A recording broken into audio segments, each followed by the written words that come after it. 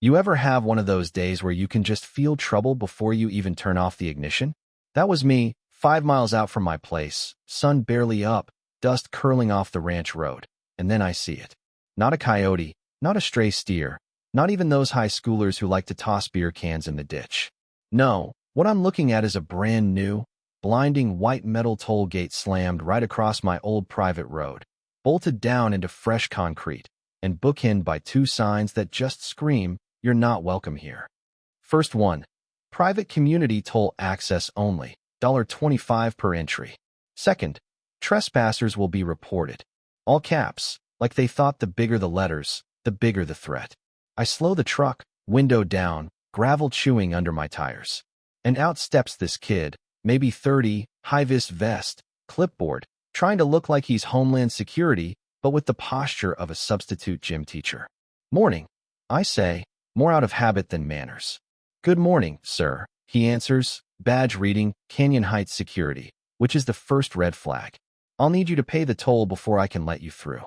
I actually laugh, but there's nothing funny about it. "You what?" "HOA requires all non-residents to pay." I'm staring at him, trying to process. I point past him. "That's my ranch back there, son. Been in my family since before folks could drive." But he just repeats his lines about development boundary and appeal through the board like I'm speaking Martian. Now, if you know anything about old Texas ranchers, you know we don't take kindly to being told where we can and can't go on our own land. But I'm not about to make this kid's life harder than it needs to be. So I tell him, real calm, "Brian, I'm going to turn this truck around. In 5 minutes, I'll be back, and I expect that gate to be gone. Otherwise, don't be here." He blinks. "Sir, I can't." "Then don't be here," I say again, and I back out, pull over, and take a breath. I'm not angry, not yet. But there's a whole lot of blood pressure building up, you know what I mean? I reach up and unlatch the old gun rack my dad put in, grab the Mossberg, check the chamber. Just habit at this point. 2 legal rounds, just in case. When I pull back up, Brian's still there, phone in hand, looking like he's about to call his mom. I roll down the window and tell him, "Move off my property." He starts to protest, but I rack the shotgun, and, let me tell you, nothing gets a man moving faster. He's gone, clipboard on the gravel. I step out, shoot the lock, the gate swings open, and I drive through. Now, here's the thing about land folks like me. We don't go looking for a fight, but we finish what gets started on our property. I plant my old private land sign right next to the boundary marker my great-granddad hauled in from the creek back in 1911. I'm done playing games. Head home, pour myself a coffee, feed the dogs, sit down to fix a gearbox, try to get back to my day. Not a chance. Hour later, here comes a pickup I don't know, in uniform, drops an envelope in the mailbox, pulls away. Court summons. Next morning, I'm up before sunrise, coffee in hand, horses to feed, fog hugging the grass, and I remember that envelope.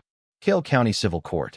The HOA is suing me for brandishing a firearm, threatening a security guard, destroying community infrastructure, and unlawfully entering their so-called road. They want damages, an injunction, a restraining order. I laugh. Aggression on my own damn road. First call I make is Gina Alvarez, my land use attorney. She's the real deal, no patience for bull. She tells me, "Send the deed, send the survey, I'll start drafting." Then I call Tom Randall, best surveyor in 3 counties. "Tom, bring the GPS rig and the county overlays. I think someone just tried to steal my road with paperwork." Last, I call Jack, county sheriff's deputy, old high school buddy.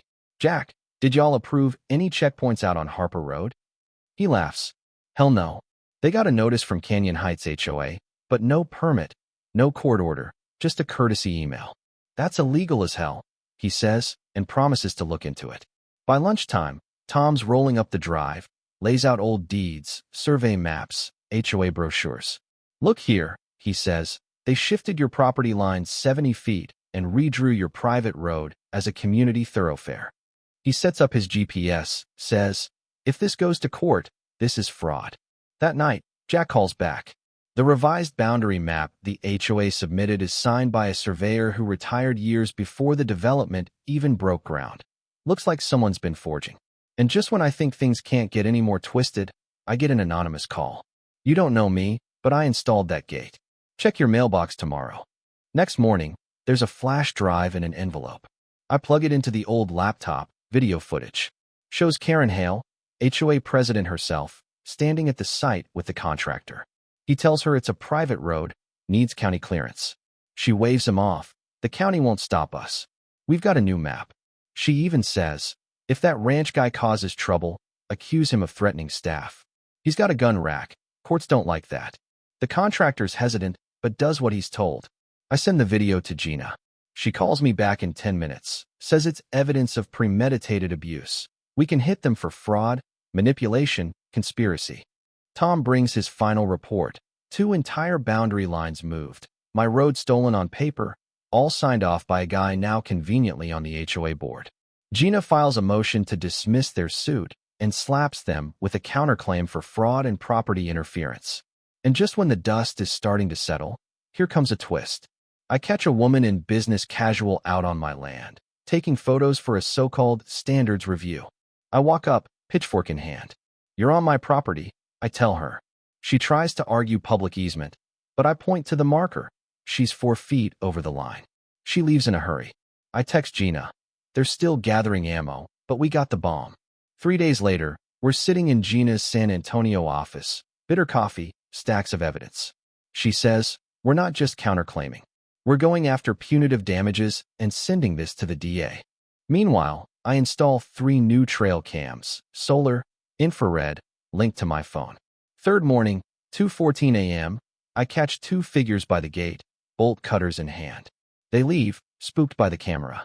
Jack says I'm not alone. The Moores, half a mile north, have been fighting the HOA too. They tried to buy Earl Moore out, then redirected drainage right into his cattle pond, flooded his land, made his wife sick from the mold. He hands me engineering reports that flatly call it intentional diversion. Gina amends our complaint, brings the Moores in. Now it's not just a gun and a gate. It's systematic abuse. Sheriff's Department starts investigating, finds more forged maps, including the same fake signature from the surveyor. That night, as I'm feeding horses, I spot headlights by the woods, find footprints and HOA brochures circled around my place. I nail one to my gate. Try me spray painted across the front. Next morning, Tom bursts in, says the HOA filed an amendment 6 months ago claiming not just my road, but 30 acres outside their zone, including the Moore's easement and part of an old fire trail. All signed by Milligan, Karen, and a real estate shark named Devin Price. Gina takes one look, calls it a land grab, Trojan horse style. We file for expedited relief, include everything. Forged plats, drainage sabotage, attempted tampering with my gate. I call Reese, buddy at the Texas General Land Office. He checks the real boundaries. My road never included, and there's a 1998 letter specifically excluding it because it's access to an underground water table. They're after the aquifer, Reese says, and with your road, they could reclassify the resource and strong-arm every land owner upstream. Gina files for environmental violations. Jack says Milligan's now asking for a lawyer. Next, the HOA's attorney calls, offering to settle. I tell him, she can keep her gate. I'll hang it as a trophy in my barn. But the real gut punch. The developer, West Ridge Properties, sues the HOA. Turns out Karen overstepped so far she tanked a $12 million land deal. The judge fast-tracks our hearing. The day of, Gina's got binders stacked 3 deep. The courtroom is packed. Karen and her vultures in pinstripe at one table, developers' attorneys at the other, and me in my best boots. Judge Jenkins doesn't mess around. HOA lawyers try to spin the gate as a temporary safety measure. The judge isn't buying it. Not after Gina lays out the plat, the water rights, the audio of Karen plotting to provoke me. The judge freezes, asks, "Is that your voice?" Karen tries to dodge, but it's no use. The judge grants our injunction, orders the gate down within 72 hours. Westridge's attorney hits next, dropping statements from 3 contractors who walked from the gate job, plus emails where Karen plots to lock him out until he sues. Courtroom goes dead silent. Outside, Karen loses it, screaming at her lawyers in the hallway. Back inside, the judge rules, evidence of tampering, conspiracy, fraud, refers the case to the DA for criminal review, and puts a restraining order on the HOA. I don't give interviews. I just watch from my porch as the county hauls off the gate. But Karen's not done. She files a personal suit against me for emotional distress, intimidation, defamation. Gina laughs. Turns out Karen owns a controlling stake in the developer, hidden behind shell companies. This whole thing was a cover for her to grab land and water rights. Gina hits her back with abuse of process and fraud. The press catches wind, stories of seniors being fined, fences moved, water meters tampered with. All roads leading to Karen. I start getting letters from folks all over, some saying they fought and lost, others just wanting someone to stand up. My old friend Jim at the sheriff's office hands me paperwork showing the guard at the toll gate wasn't even licensed, just Karen's nephew in a vest. They tried to report me to the Bureau of Land Management, too, but got laughed out. 2 board members quit. Public interest explodes. Judge Morales opens the next hearing by saying, "This is not a misunderstanding. This is fraud." Gina unloads the whole story, from the fake maps to the audio and financial ties, to the retired councilman who warned Karen years ago. Morales looks at Karen's lawyer. Forging a cadastral map is not a clerical error. Sheriff testifies. No authority, no permits, fake security. I take the stand, tell it straight. Never threatened anyone, just took back what was mine. Then Gina pulls the last ace, an internal HOA newsletter with Karen promising to reclaim my road. The judge rules, substantial evidence of fraud, conspiracy, obstruction. Defendants remanded for trial under felony charges. Karen goes white as a sheet. Deputies cuff her and her partner right there. The county liquidates the HOA, pays damages to everyone wronged. Karen gets 12 years. Partner gets 9. The assessor who signed the fake map faces federal investigation. And me? I hung a new steel gate, cameras, floodlights, and a sign, private road. Trespassers will be fed to the cows. No one's tested it yet, but hey, tank's full, Mossberg's clean, and after all that, I kinda wish they'd try. So, let me ask, was I right to fight? Was it over the line? Or was it about time somebody stood up to the HOA bullies? Drop your thoughts in the comments. Hit like if you've ever wanted to do the same. And tell me, what would you have done if they came for your road?